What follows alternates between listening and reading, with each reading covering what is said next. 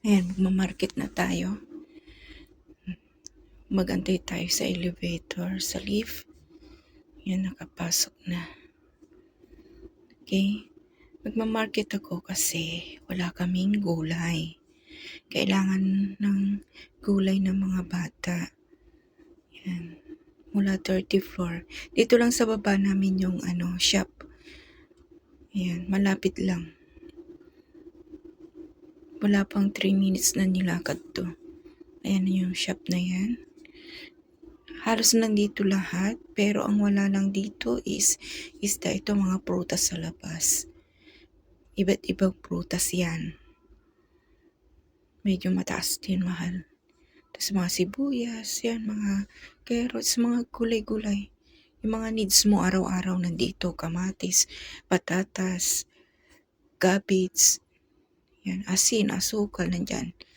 Ito, mga gulay yan. Nandito lahat. Except lang dun sa isda, wala silang panindang isda. Yan yung bumili na ako dyan ng gulay. Dyan yung sa labas nila, ito. Oh.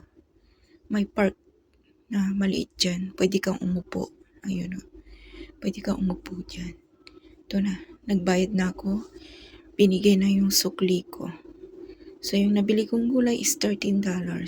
Ito mga frozen nilang isda, beef, pork, chicken. Nandyan. Mga frozen yan. Yan, isda yan. Mga frozen yan. Cheaper siya, mura lang yan. Sa mga dilata nila dito sa taas, sa mga drinks. Ito yung baboy.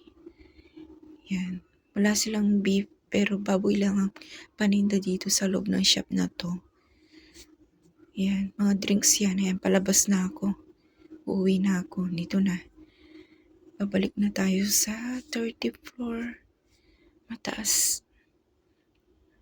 Yan, dito na ako sa kusina. Magluluto na ako. See ya!